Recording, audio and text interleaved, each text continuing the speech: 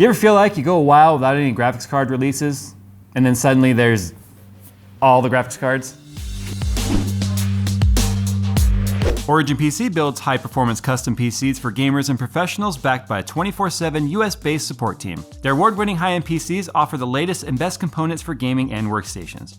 Origin PC also created exclusive desktop designs including Millennium and Genesis desktops with patented variable mounting technology, and now offer a new lineup of laptops with GeForce RTX graphics cards. Customize your own Origin PC desktop or laptop with the Samsung 970 EVO Plus NVMe SSD, featuring read speeds of up to 3,500 megabytes per second and write speeds up to 3,300 megabytes per second. For more info on Origin PC systems and the Samsung 970 EVO Plus SSD, click the link in the description below. Well, this is probably the worst kept secret ever in graphics card history, that of the new NVIDIA GTX 1660 Ti, a name that I still have no idea what it means. Even in NVIDIA's reviewer's guide, there's no mention of what 1660 Ti is. I mean, so it's based on the TU-116 core, right? The whole new architecture, whole new Turing architecture with just CUDA cores and obviously the SMs in there and stuff, but it's 116, right? TU-116. So they could have called it the GTX 1160 116 Ti or whatever, it would make sense. So we still don't know exactly why it's called a 1660 Ti. And I even asked a couple of the AIBs, like, hey, what does it mean? They're like, I don't know.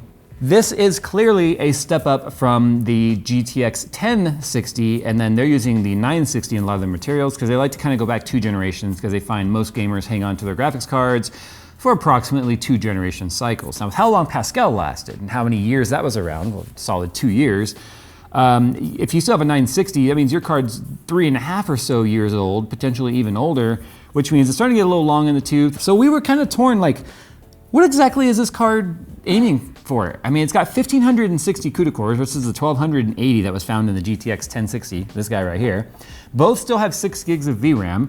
However, the 1660 Ti, and I know I'm gonna say that wrong at some point in here. Like, I know I'm gonna say the name wrong or mix it up, just know what I mean, okay?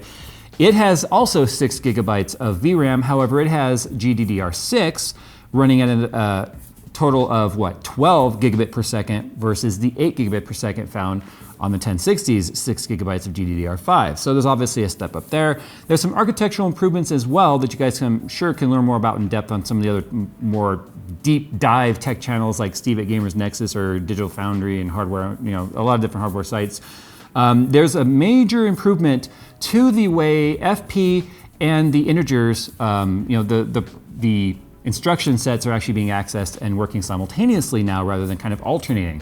So that's basically, I guess, kind of like an asynchronous compute, which is where they're getting a lot of the shader improvements, and which is why you're seeing a lot of improvement, massive improvement actually compared to the 1060 even, with this small generational gap from, I call it small, it's technically not, it's a whole new core, obviously, the Turing architecture.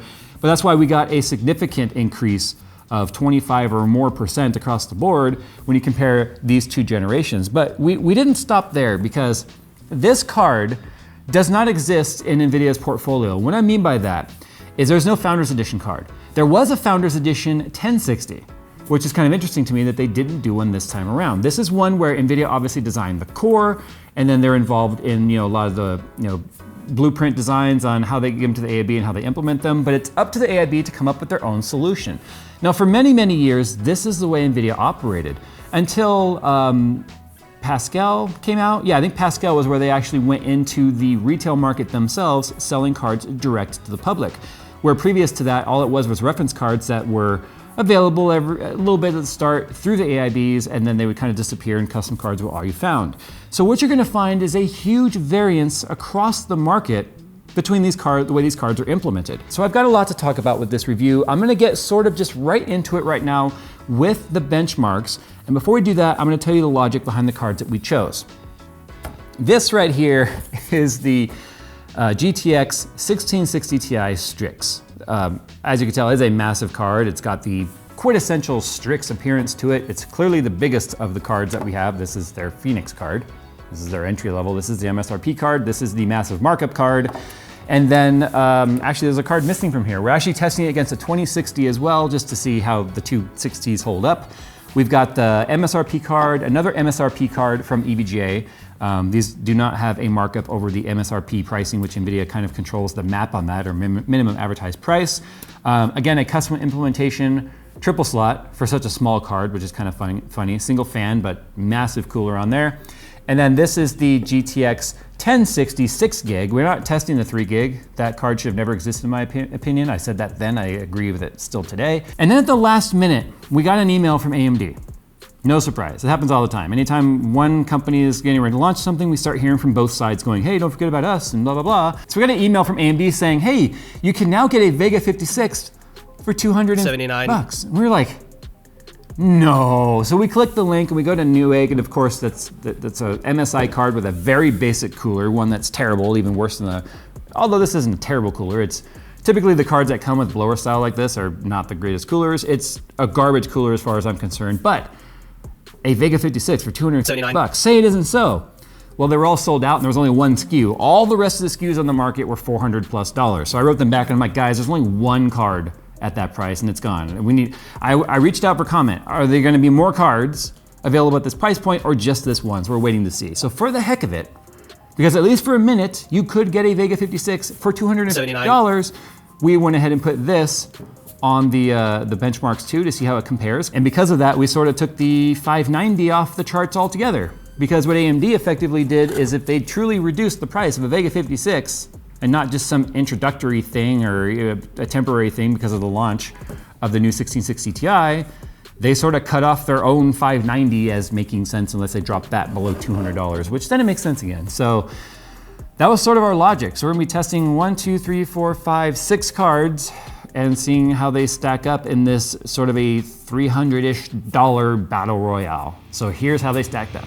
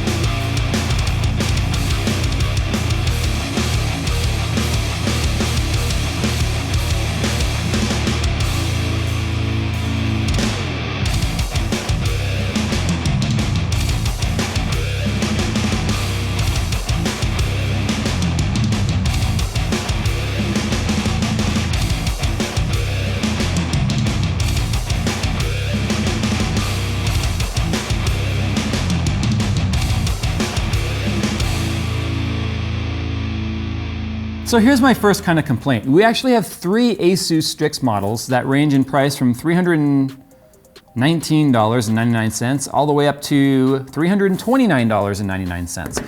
So slight variances between the cards. Here's my problem. You are now butting up against RTX 2060 pricing of MSRP of around $350. So, I mean, I guess 379-ish at that point. It's like, should you save the extra 20 to 30 bucks or so?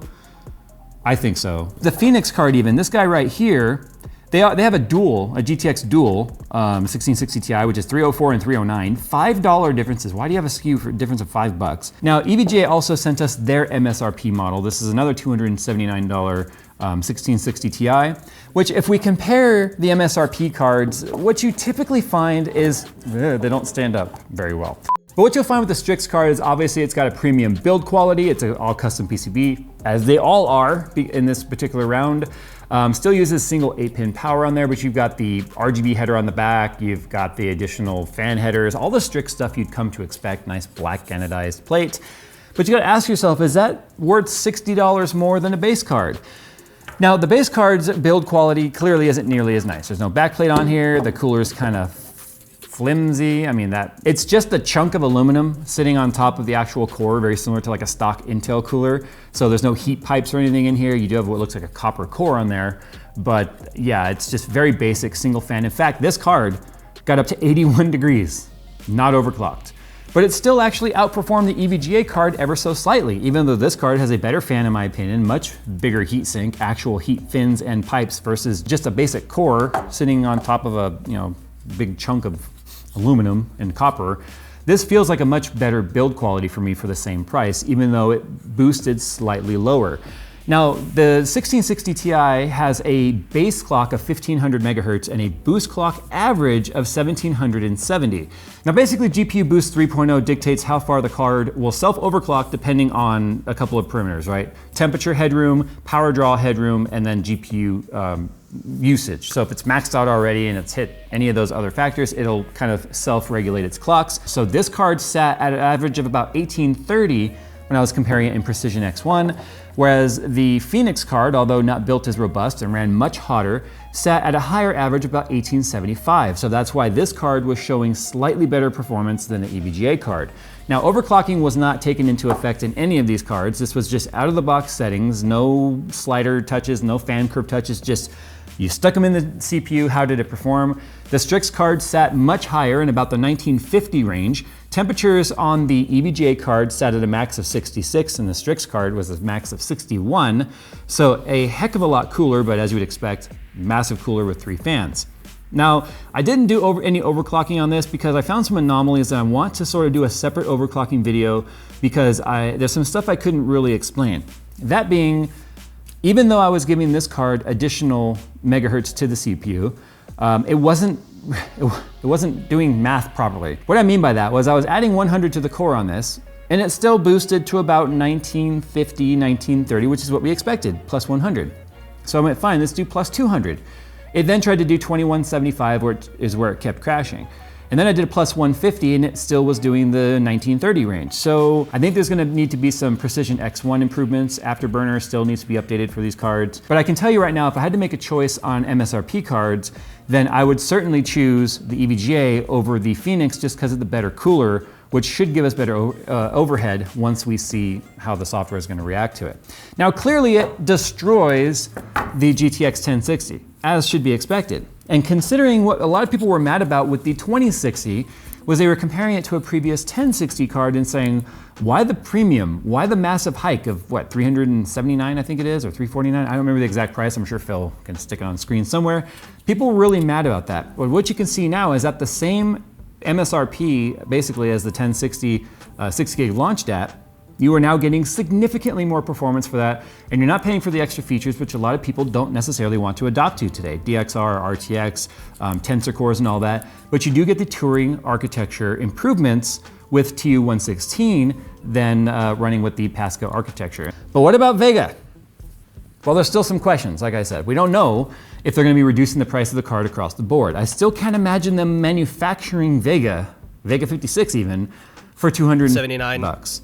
I don't think it's possible. Heck, even Gamers Nexus did a really good piece about how much it costs for HBM2 to be manufactured, and just the chip, the core, and memory array on here was about 300 bucks. So I don't know how they could possibly be doing that, which is why I think just that one SKU for a limited time is going to be the $250 card, just trying to cause some disruption in 1660 Ti adoption. Now let's talk about the Strix card for a second. At $330, I don't think it's worth it. I don't think it's worth it. I don't think it has a $60 premium in there, and that's gonna go for any brand. I don't care if it's Asus, EVGA, Zotac, MSI, Gigabyte, all of them. Anyone that wants to charge $330 for a 1660 Ti is basically out of their mind because it's too close to the price of the MSRP for the 2060, which you can find. You can find them. And at that point, the speed improvement and the gaming improvement from 2060 versus 1660 Ti makes it worth waiting an extra month or setting aside another paycheck or two with a couple of bucks set aside to be able to improve, because you are going to be getting what feels like an entire generational improvement in graphics card just between these two tiers, the 2060 versus the 1660 Ti. It's going to be just as much of an improvement as going from 1060 to 1660 Ti. So in my opinion, there's no point in buying any 1660 Ti over $300. I think it just makes no sense. Which means what I said in one of my previous videos, that 2019 is going to go down as one of the suckiest years for graphics cards. It's not just graphics card performance, because as you can see, Turing TU116 is amazing in my opinion. It's just the pricing is all over the place and everything is just up in the air and nothing's really landed. So that's kind of where I'm at on all of this. So that's where the pieces kind of land, and I wasn't going to give you guys an individual review for a Strix and a Phoenix and this just being a black edition. I wasn't going to do that. I mean, that's just too repetitive. So I probably won't review another 1660 Ti. I might use them in some build guides and stuff, depending on certain price points and stuff. Strix aside, I think the extra features are a complete waste of money, personally. But I sound like a broken record now. The question is, you guys are the buyer. I'm one person. But you guys speak in volumes, and you do it with your pocketbooks. So if you were shopping for a graphics card right now, would you buy a 1660 Ti? And if so, which one? Would you stick with MSRP, or would you go with a premium card? Or if you're considering a premium card, would you just wait a little bit longer and get a 2060? So sound off in the comments below, guys, or hit me up on Twitter at Jayztwocents. Let us know what you think. And yeah, great performance if you stick to the MSRP. They gave us an email saying, hey, guess what? You could get an RTX, no, not even RTX. Wow. That would be a funny email from AMD. Radeon RX 50, wait. So we got an